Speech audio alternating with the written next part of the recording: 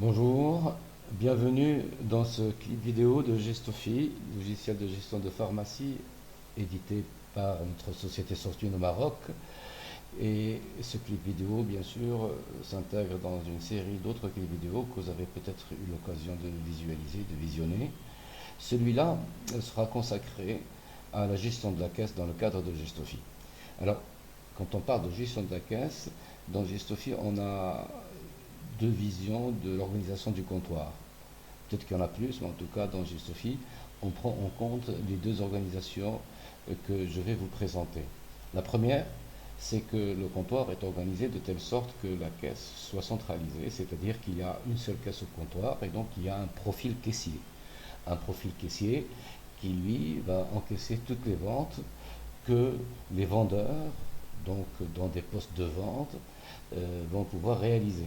Donc un caissier pour encaisser toutes les opérations et les vendeurs vendent avec une imprimante ticket éventuellement, avec tous les équipements de ce qu'on appelle les équipements point de vente, un lecteur code barre, une imprimante ticket, mais pas le tiroir caisse. Alors que le tiroir caisse se trouverait donc installé sur le poste du caissier.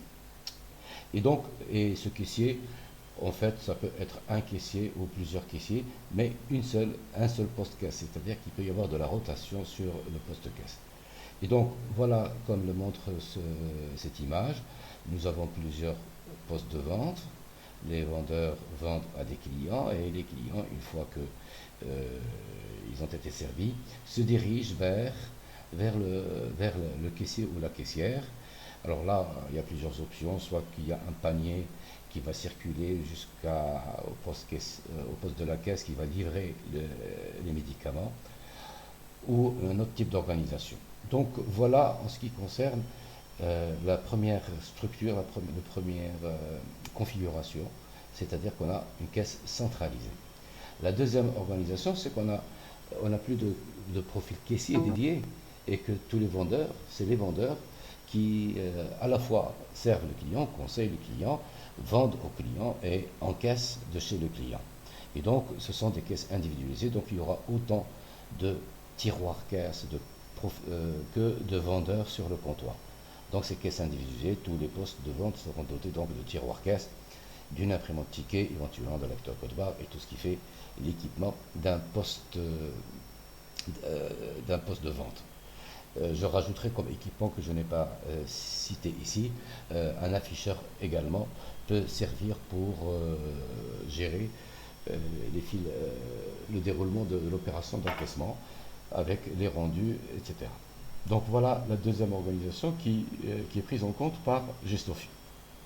Et donc, ces deux organisations, dans le cadre de Gestofi, en fonction de la pharmacie, il va falloir le décrire et le dire à Gestofi, soit qu'on est dans le cadre du paramétrage général et des réglages généraux, dans le menu, dans l'onglet principal, vous avez ce volet-là divers dans lequel vous déciderez de cocher soit l'organisation avec une gestion post-caisse centralisée, soit une organisation post-caisse individualisée.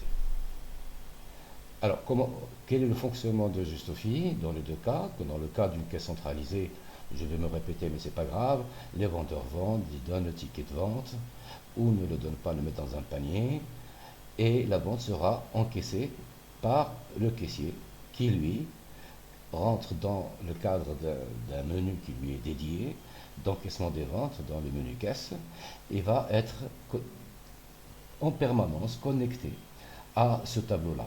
Que dit ce tableau? Et ce tableau va afficher toutes les ventes que les vendeurs ont réalisées au fur et à mesure que les ventes se déroulent, qu'elles ont été validées. Chaque vente validée va apparaître de manière automatique dans ce tableau.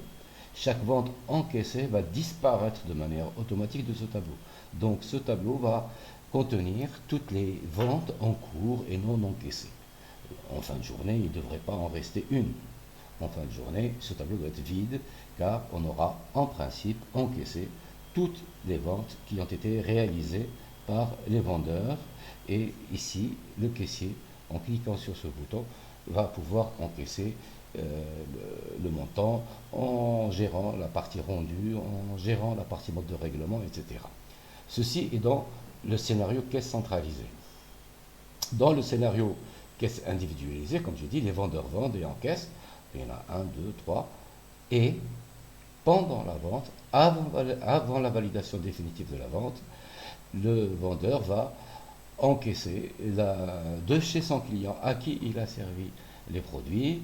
Comme ici, il va encaisser un montant alors que la vente est de 850 et il y aura un rendu avec des décomptes monétaires pendant la vente que ce vendeur a exécuté pour son client.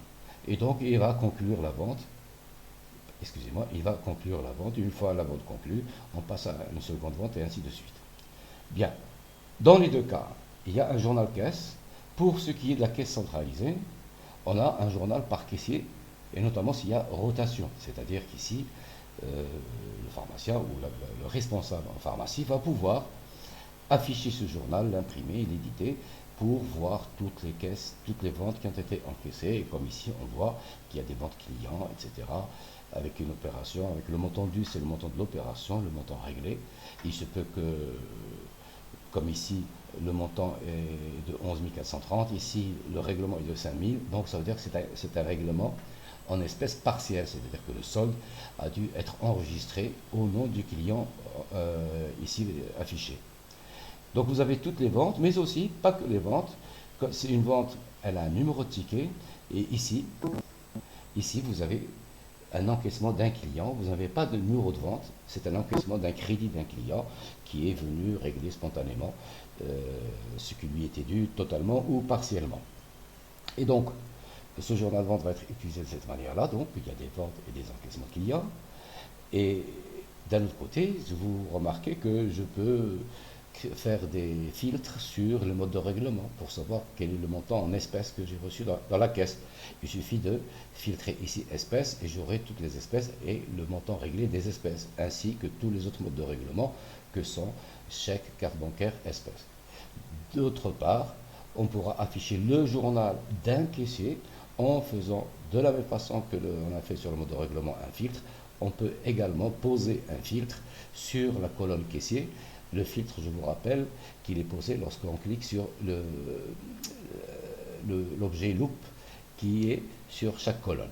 Okay, et on peut avoir donc le journal par caissier, des statistiques par espèce, par carte, etc.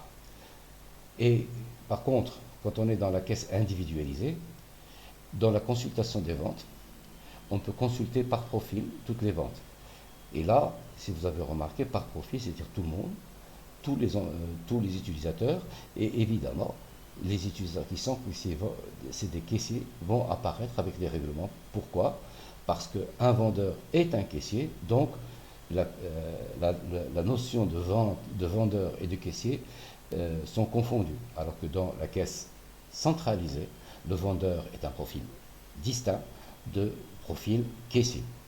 Dans la caisse individualisée, je le rappelle encore pour une dernière fois, le profil vendeur est égal au caissier.